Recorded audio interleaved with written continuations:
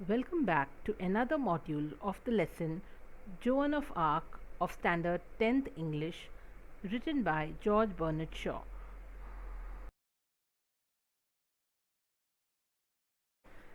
Let us quickly get acquainted with the main characters of the lesson.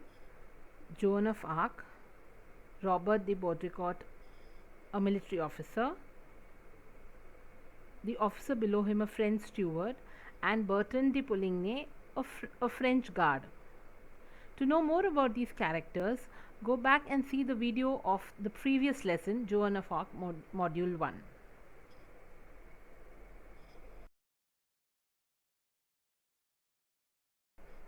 Let us take a quick look at the background and the summary of the lesson. In the background, we see Joan, who's born into a peasant family, has grown up to be a 17-18-year-old girl, and as a young girl, she believed that she had received visions from the saints of God, and they had instructed her that she should go and help the French monarch to gain his throne again, and thereby bring the name of French back into glory, as the French had been constantly being defeated in the Hundred Years' War that they were fighting with the English. And hence, Joan went to the army and she started talking to the soldiers and the other people there, and instilled a lot of hope and courage in the army. This is the background, and now we come to the lesson where we find that Robert, who is a high ranking military officer, he questions his under officer, that is the steward, as to why you have not thrown Joan away in spite of me giving you the orders. To this, the steward's reply is that she gives us courage and hope. We are frightened of you, sir, but yet it is she who gives us courage to go on with the war, to continue the war. As we know that England and France had both been fighting the Hundred Years' War, and the French had totally become tired and had become they had lost all courage as well. So the steward said that this Joan has been instilling some kind of hope and courage in us, where we right now want to go back and fight the war.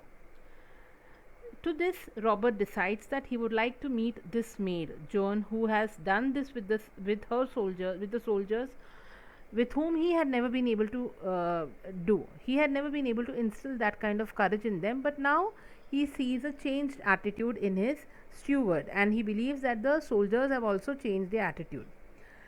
When Joan comes in and meets him, she is not a young or a delicate village girl uh, who can be easily scared of. But here he finds that here is a country girl, here is a well built, strong country girl who is not afraid of him being a military officer. On the other hand, it is she who demands that I need a horse, I need 3 men, I need what all provision she needed, I needed armor. It is she who demands things from this Mr. Robert. And she also says that, and I have got a few supporters in the army, and she names the names of few army officers. To which Robert is pretty surprised as to how come these people who are under me have agreed to help her without my knowledge. And he thinks that he will clarify this with one of the officers, and he accordingly calls a French guard who is under Robert by the name of Bertrand de Poligny to talk to him about Joan. Let's see what happens with the further part of the lesson.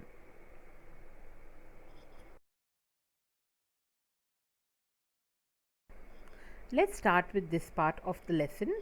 Robert, she says you, Jack, and Dick have offered to go with her. What for? Do you take her crazy idea of going to the Dauphin seriously? Poligny, slowly. There is something about her. It may be worth trying. Robert, oh, come on, Polly. You must be out of your mind. Poligny, unmoved. What is wrong with it? The Dauphin isn't Chino, like a rat in a corner, except that he won't fight. The English will take Orleans. He'll not be able to stop them. Robert, he beat the English the year before last at Montargis. I was with him. Now here we again see that Robert cannot believe that how come his other officers have agreed to go with the maid, the village girl, and he believes that it is a crazy idea of going and saving the Dauphin, because the Dauphin was in an area which was surrounded by the English army, and nobody could break the English army and reach the Dauphin. So that idea seemed very crazy to him, what Joan had been suggesting all along. But Polingue's words here show that although it may be an impossible task, yet they believe the hope and courage that Joan has given. They are ready to do it one more time because of Joan's words. And Robert is again saying that you must be out of your mind, because he cannot believe the fact that how did everybody believe the word, how are they believing the words of Joan that she'll be able to go and save or rescue the Dauphin. How could anybody believe such a very foolish thing? But Pulingi is unmoved, and in fact, they are not believing in the Dauphin's strength, because they are saying, Pulingi and the other people around him, they believe that Dauphin on his own won't be able to save France. They are telling him that he is like a rat in a corner. A rat in a corner can be easily caught, and Dauphin has put himself in that position, and it is only Joan who can go and save the Dauphin at this point of time. So that's why he is very convincingly believing that the English will take Orleans. He'll not be able to stop them. However, Robert is still in doubt. He says that the year before last, I was with the Dauphin when he defeated the English. Robert is still not able to believe that Joan can do this pretty difficult task with a few officers on her own, and he still believes that the Dauphin will be able to defeat the English. So, here we see the contrasting ideas that Robert and the other officers are having. Let's continue.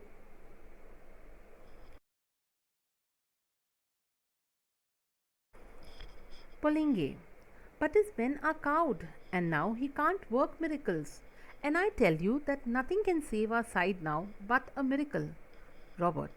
Miracles are all right, Polly. The only difficulty about them is that they don't happen nowadays. Polingue. I used to think so. I'm not so sure now. There is something about her. I think the girl herself is a bit of a miracle. Anyhow, this is our last chance. Let's see what she can do. Robert, wavering. You really think that? Polenge, turning. Is there anything else left for us to think? Let's take a chance. Her words have put fire into me. Robert, giving up. Rio, you're as mad as she is.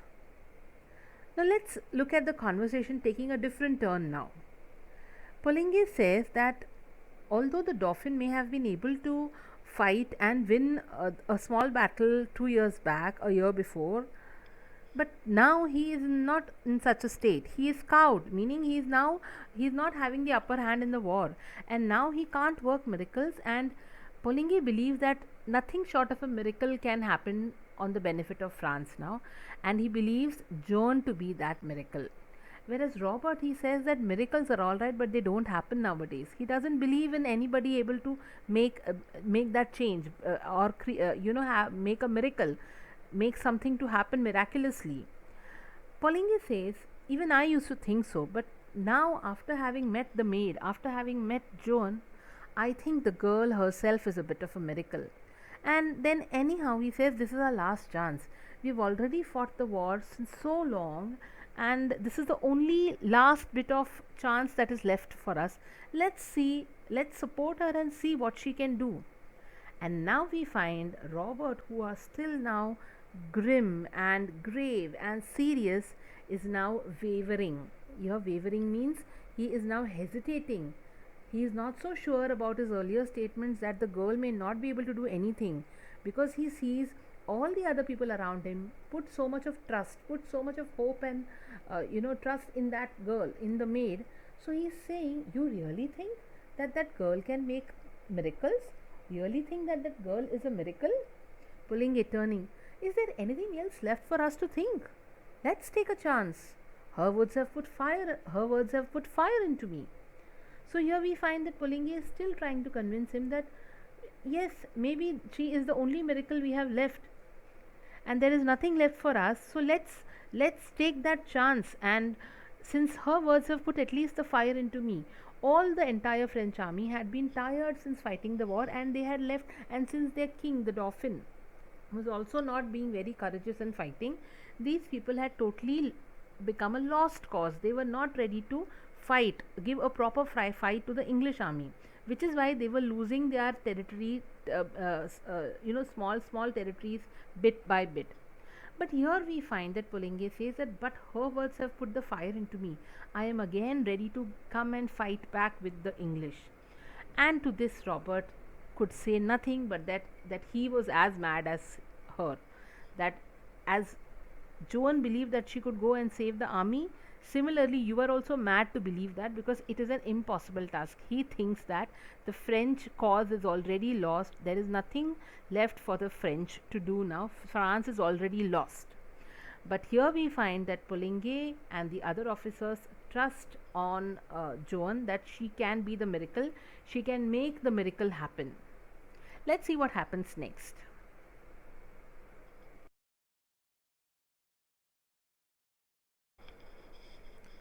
Poligny obstinately, we want a few mad people now.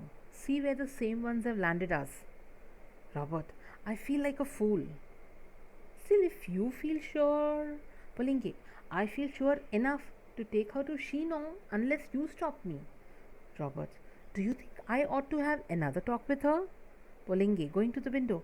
Yes, Joan, come up. Joan enters. Poligny, gravely.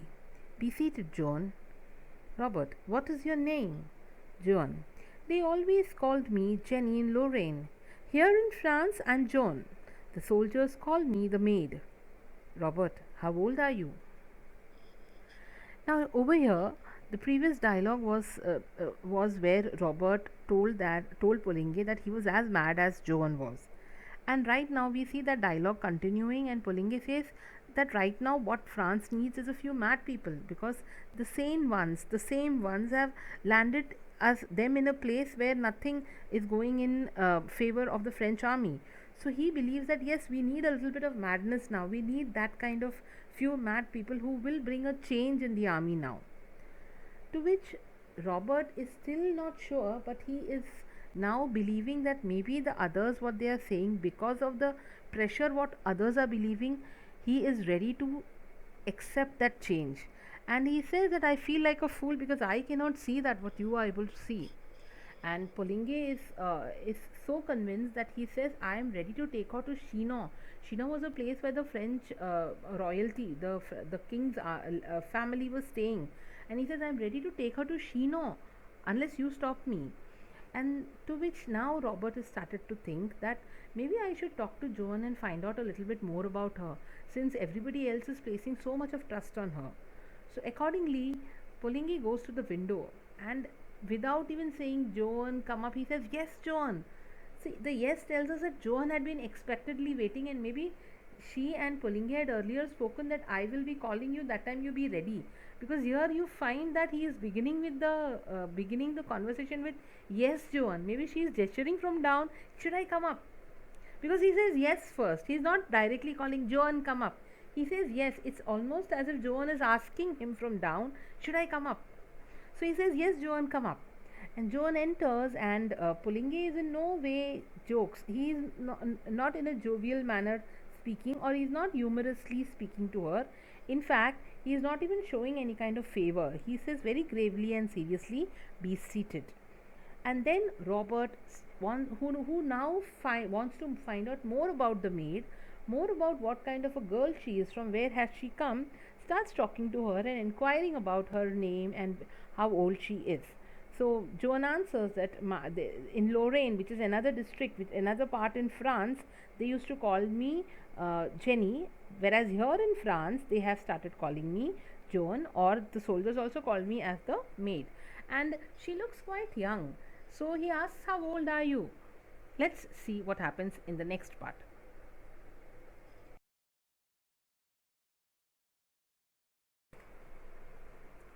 Joan, 17, so they tell me. It might be 19, I don't remember. Robert, I suppose you think raising a siege is as easy as chasing a cow out of a meadow. You think soldiering is anybody's job? Joan, I don't think it can be very difficult if God is on your side. Robert grimly, have you ever seen English soldiers fighting? Have you ever seen them plundering, burning, turning the countryside into a desert? Have you heard no tales of their prince, who is the devil himself, or of the English king's father?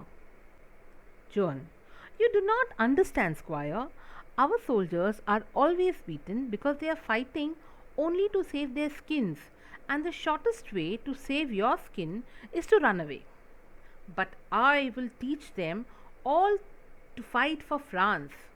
Then they will drive the soldiers before them like sheep. You and Polly will live to see the day when there will not be a single English soldier on the soil of France. Now, here is Joan answering to the question what Robert asked, that how old she was. She says, I may be 17 or 19, I don't remember. And now we find in the conversation that has taken place here that Robert is trying to tell Joan that war and battles are not an easy job, or it's not as easy as they think, because uh, rescuing someone or going on a war is not as easy as anybody thinks. And he tries to present the picture of the war in front of her, saying that have you ever seen the English soldiers fighting? They commit so many atrocities on the injured soldiers. They plunder, they burn, they turn the entire lush green fields into a desert, and entire villages are devastated, entire villages are destroyed by them. And have you not heard about the stories of the prince, of the English prince, who is the devil himself, who has gone and he has destroyed so many villages and plundered so many lands? Or have you not heard of the English king's father, who is also like him? To all this, to all these threats and warnings, Joan has only to say that you don't understand that when God is on your side, it is not difficult to fight.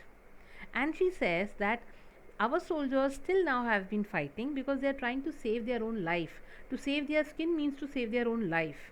So she says that it's because they're trying to save their own life that they run away, because the shortest way to save yourself is to run away. But she says that I will teach them to fight all for France, to fight for France. Then they will not be fighting for themselves, but they will be able to drive the English soldiers before them like a sheep.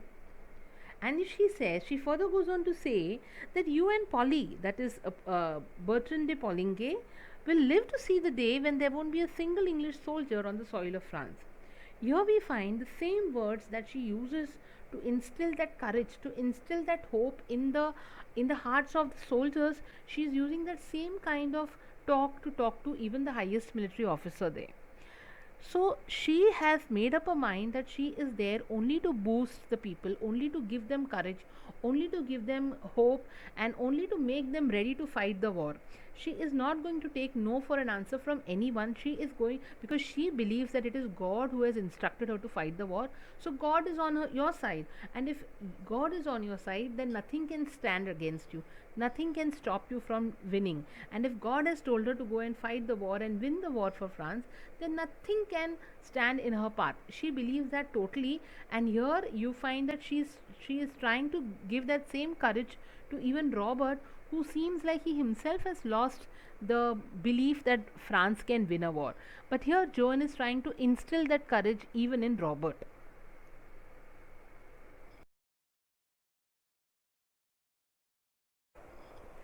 Robert to Poligny.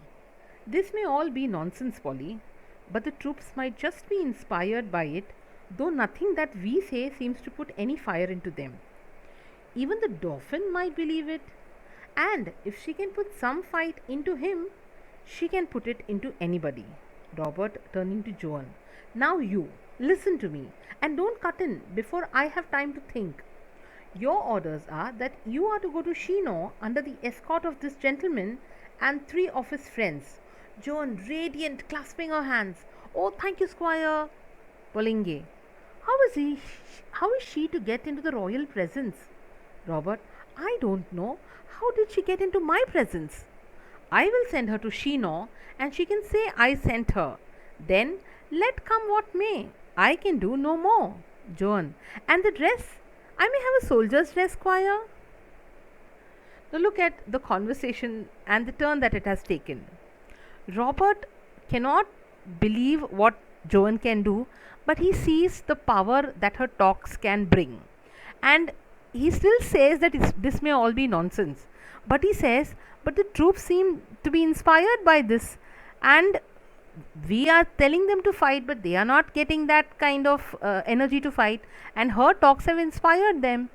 Maybe that it is her talks that they are needing, and maybe even the Dauphin can talk to her, and maybe even she can instill some courage in even him, put some fight into him as well. And if she can put it into him, then she can do it with anyone. So now he has started believing the power of Joan and the talks that she is giving. And now he knows that this girl is a young girl full of energy, cannot wait to listen to anybody, and wants to talk over everybody. And he turns to Joan and says, now you listen to me, don't cut in before I have time to think. He says, now don't cut in, that is, don't cut in between what I have to say. First listen to me, don't tell me what you want to say, but first listen. Your orders are that you are to go to Chinon under the escort of this gentleman and 3 of his friends.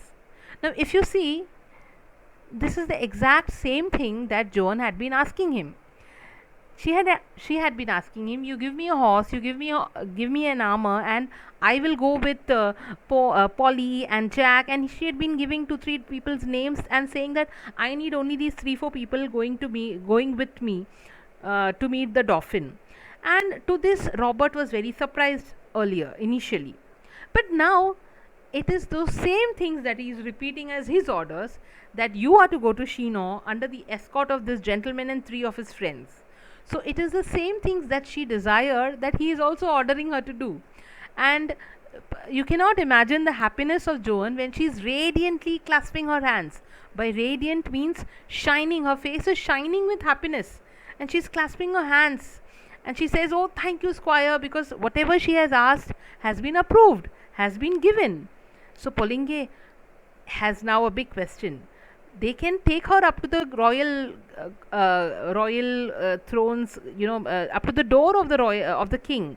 But what will they say to take her into the presence of the king? Who is she? Robert says, that I don't know. How did she get into my presence? I still can't believe that I have been talked into doing this. I am doing exactly what she has been telling me to do. I can't believe how I am doing it. Maybe same thing will work for the king as well, for the Dauphin as well. I will send her to Chinon, and that's all that I can do. After that, let whatever come, let whatever happen, I can do nothing more than that. So he is washing his hands of that. He says, she asked me to let her go to Chinon. That's what I am allowing her to do. I will send her. After that, whatever happens is not in my power, and I will not be held responsible for that.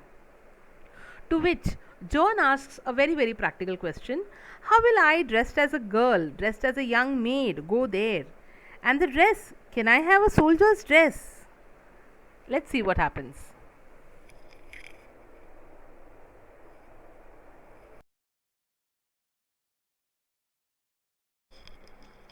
Robert, take what you please. I wash my hands of it. Joan, wildly excited by her success. Come, Polly. She dashes out. Robert, shaking Polingue's hand. Goodbye, old man. I'm taking a big chance. Few other men would have done it, but as you say, there is something about her. Polingue, yes, there is something about her. Goodbye. So we see here that Robert has agreed to grant the request that Joan had, and allowed her to go and meet the Dauphin with a few of the men there. And Joan, who had come, had wished for, and had been granted all her wishes, was happy, and so she dashes out to get prepared for the journey, to get herself prepared for the journey. Whereas over here we find the 2 officers talking with each other, and Robert is shaking Polingue's hand, and he says, goodbye, old man. I know that this is I'm taking a big chance. What is the big chance that he's taking? That of trusting Joan and believing her and sending her into the enemy's area. So he says, I am taking a big chance. Few other men would have done it. Maybe others would not even have agreed. Who is the small little girl, come from a small village? What can she do? But as you say, there is something about her. He believes that the Joan has some power about her, that she has got something around her which makes everybody believe that they can do it, that they can fight. And Pulinge agrees that yes, there is something about her, and that maybe they have never seen anything like that with anyone. And they both agree that yes, let us hope that everything works on well. So with those thoughts in their minds, they shake their hands and they wish each other goodbye. And that brings us to the end of the lesson also.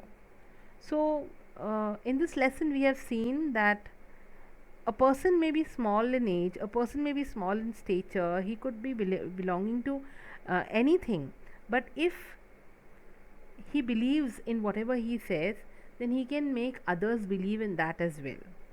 That is what Joan did. Joan believed in herself so much, believed in what she had been instructed by God. She believed in that so much that she was able to. It was almost as if putting life in a dead thing. The French army, the French soldiers had become dead. They were not interested in fighting the war at all. They were running away from the battlefield during the war. But this Joan was like a breath of fresh air. She gave that breath to to those dying, dying in hope. They were dead in hope, but Joan gave instilled that breath of fresh air for hope, in hope to them. And that is how we find they were rejuvenated. They got that fire in them and they fought. And we find that within 9 days of Joan reaching there, the Dauphin was able to defeat the English army surrounding them, and they were able, and the Dauphin was able to be crowned as the French monarch. So all this happened after Joan entered into the battlefield. After Joan entered and went and she met the Dauphin. So that is why, and because of this, and because of many other things that happened after them, Joan is a national figure. She is she is It is believed that as we in India celebrate the name of Mahatma Gandhi or the other freedom fighters, similarly Joan is remembered as a national hero in France. So this was the story of Joan of Arc.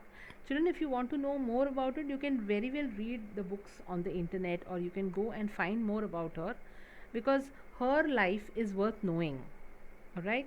And with this we come to an end of the lesson. Let's quickly go to the evaluation part of the lesson.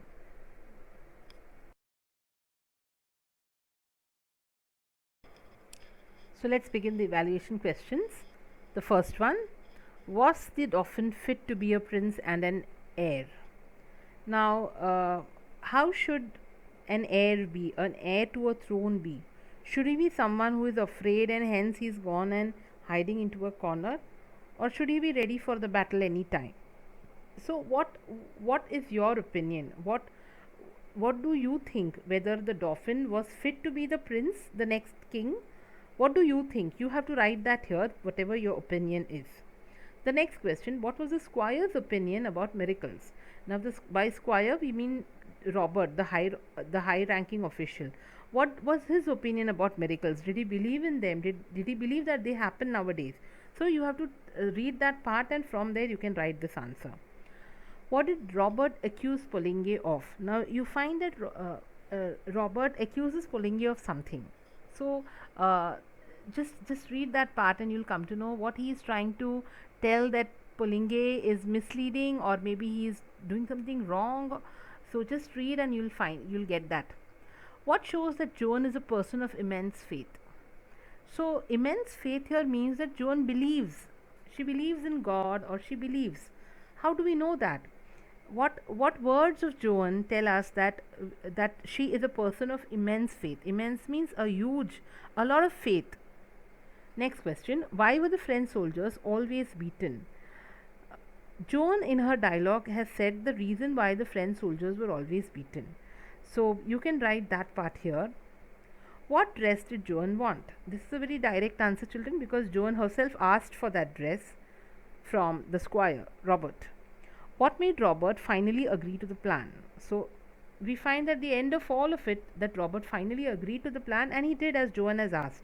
What do you think that finally made Robert accept those terms, accept and agree to all those demands of Joan? So that you can write in this part of the in this question.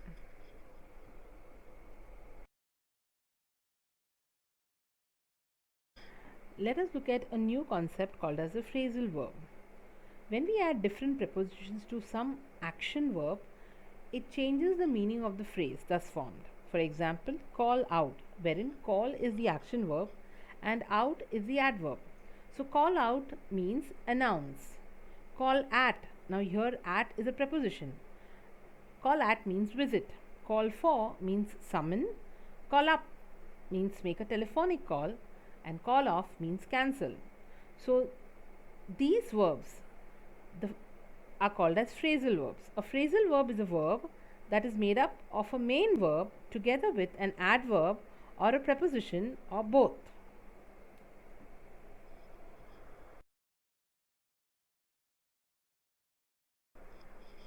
Let's guess the difference in meanings of the underlined phrases. These phrases are the phrasal verbs. He promised to look into the matter.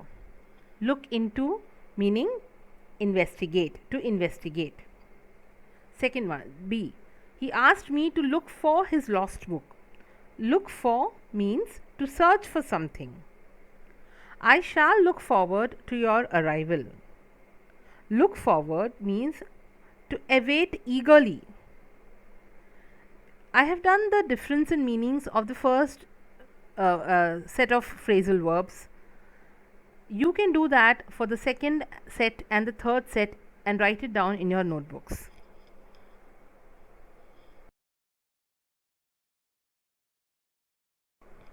So, here again we have one more activity on phrasal verbs. Using a dictionary, find the difference between the following pairs of phrases and make sentences of your own with each of them. Let's look at the first couple of phrases. Cut in. Cut in means interrupt someone while they are speaking. And an example sentence could be, I was just talking to Dan when Dave cut in. Cut out.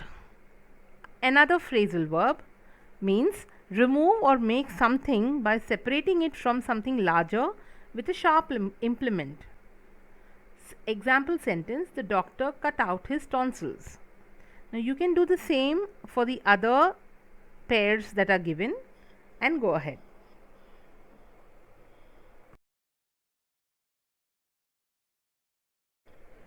The next activity is summary writing. You have to read the script from Joan Girl, Good Morning Captain Squire, up to where Joan simply, Polly and Jack have promised to come with me. So you have to read this part and you have to write a summary of the part of the script in an indirect speech, that is in the form of paragraphs in 15 to 20 lines.